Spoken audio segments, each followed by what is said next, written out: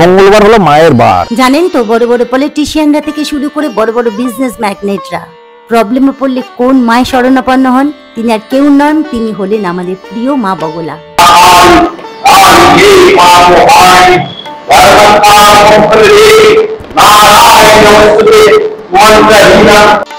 মায়ের অনেক নাম আছে, তার মধ্যে যে দুটি নাম ভীষণই পরিচিত, একটি হলো মা বগলা, দ্বিতীয়টি পীতাম্বরা। নবগ্রহকে কন্ট্রোল করার ক্ষমতা কলিযুগে একমাত্র রয়েছে মা বগলার। তাই 2025-এ মঙ্গলের বছরে যত রকম প্রবলেমে তোমরা রয়েছো সেখান থেকে কিন্তু মা টেনে হিচড়ে বার করে দিতে পারে। মন্দিরের গর্ভগৃহে রয়েছে মা বিরাজমান। আর এই মায়ের কি মহিমা, এই কলিযুগে কিভাবে প্রত্যেককে সাহায্য করছে জেনে নেব তারই গল্প।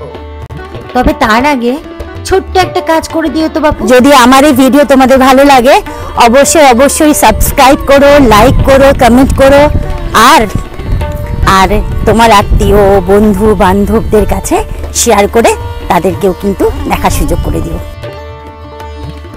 এই মন্দিরে কিভাবে আসবে, কি কি নিয়ম রয়েছে সবটাই কিন্তু শেষ অবধি তোমরা দেখতে পাবে। তার সঙ্গে আমরা দেখে নেব সন্ধ্যারতিটা। এবার দেখে নাও কিভাবে আসবে। দিকটা হচ্ছে দমদম স্টেশন, ওদিক থেকে নাগের বাজার গামী যে কোনো অটো বা টোটো করে কিন্তু তোমরা চলে আসবে মতিঝিল গার্লস স্কুলের সামনে। আর তার ঠিক পাশে দেখো বাসন্তী সুইটস নামে একটি মিষ্টি দোকান আছে। বাসন্তী সুইটস এবং এই স্কুল তার মাঝখান থেকে যে গলিটা চলে গেছে, এই গলি দিয়ে মাত্র 2 মিনিটের পথে কিন্তু আমরা এই মন্দিরে পৌঁছে গিয়েছিলাম। মন্দিরে পৌঁছেই দেখলাম ভক্তজনেদের ভিড় কিন্তু সেই দুপুর 3টে থেকেই শুরু হয়ে গেছে।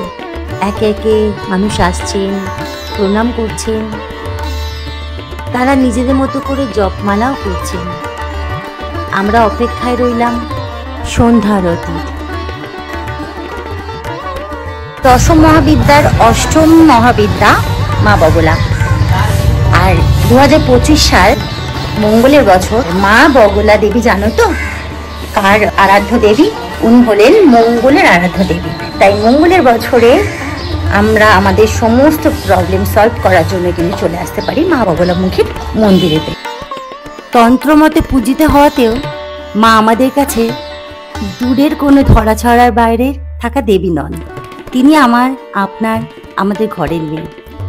মায়ের কাছে ক্ষমা চাওয়া যায়, মায়ের কাছে বকা খাওয়া যায়, মায়ের কাছে থাকে আদর আবদার। আর সেই আদর আবদারের মাকে বাঙালি লোকায়ত করে নিয়েছে যেন রোজগারের চাকরি। তাই মায়ের পুজো বাঙালি একেবারে তার মতো করে ঘরে নিয়েছে তাদের জীবনে। তাই মায়ের কাছে যখন তার সন্তান আসে, মা কিন্তু কাউকেই ফিরিয়ে দেন না। মন্দিরের বাম দিক থেকে রয়েছে দেবাদিদেব মহাদেবের একটি লিঙ্গ, তার পাশেই রয়েছে মা অন্নপূর্ণার একটি বিগ্রহ এবং বিভিন্ন দেবদেবীদের ছোট বড় নানা আকৃতির ছবি এবং বিগ্রহ। শান্ত স্নিগ্ধ মায়ের এক হাতে গদা, আর এক হাতে অসুর নামক শত্রুর জিহ্বাকে স্তম্ভন করে মা তার সন্তানের সমস্ত শত্রু বিনাশ করে হয়কে নয়কে হয় করার ক্ষমতা রাখেন। তাই তো মার আর এক নাম শত্রু বিনাশিনী। আর একটু বাদেই শুরু হচ্ছে সন্ধ্যারতি।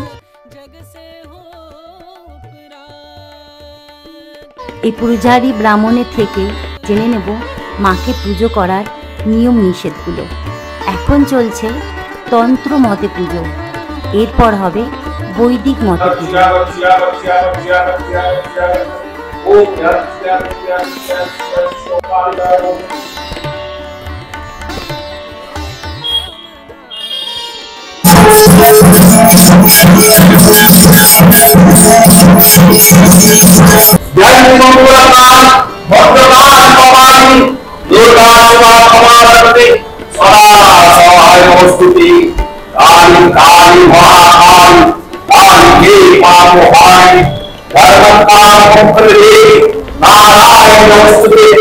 मंत्रहीना याहीना भक्तिहीना सुरेश्वरी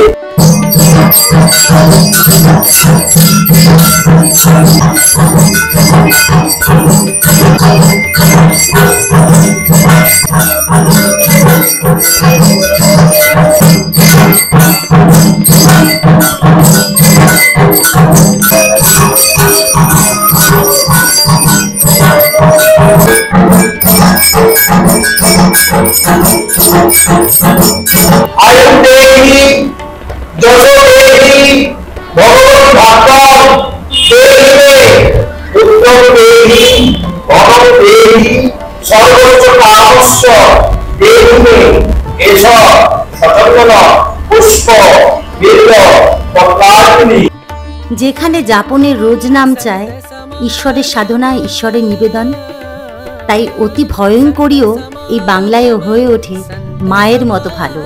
এও তো এক বিপ্লব বটে।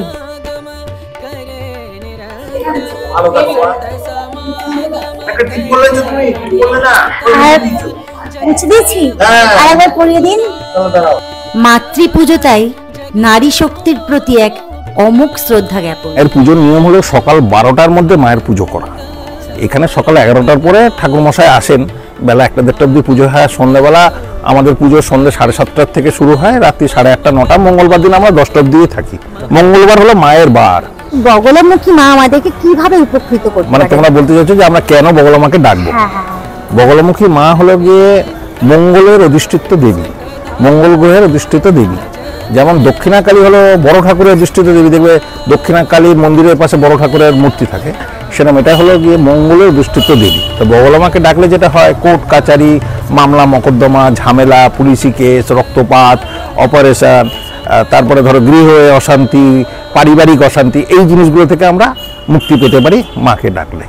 কিন্তু মায়ের পুজো হিসাব অনুযায়ী সর্বসমক্ষে করাটা উচিত নয়, কিন্তু এখানে ভক্তদের ভালোবাসা, চাহিদা যাই বলো, সেই জন্যে আমরা মায়ের পুজো ওপেনলি করতে হয়। কিন্তু ওই প্রথমে যে জবটা করি ওটাই মায়ের তন্ত্রমতে পুজো। আমার গুরুর মুখে যা শুনেছি, তো মায়ের ফটো বাড়িতে রাখা যায়, কারণ সন্তানের ক্ষতি কখনো মা চায় না।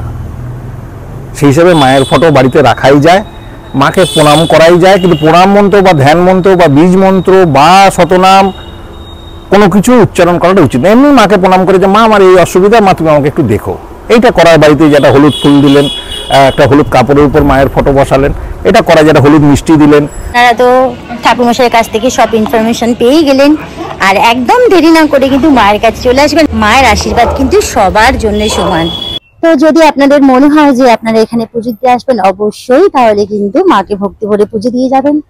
আর ভক্তি করার জন্য কিন্তু অন্য কোনো নিয়ম পালন করার দরকার নেই, ঠাকুরমশাই যেরকমটা বললেন ঠিক সেরকমই। তো যাই হোক, এরকম আরো ভিডিও দেখার জন্য অবশ্যই সাবস্ক্রাইব করে পাশে থাকবেন। দেখা হবে নেক্সট ভিডিওতে। টাটা।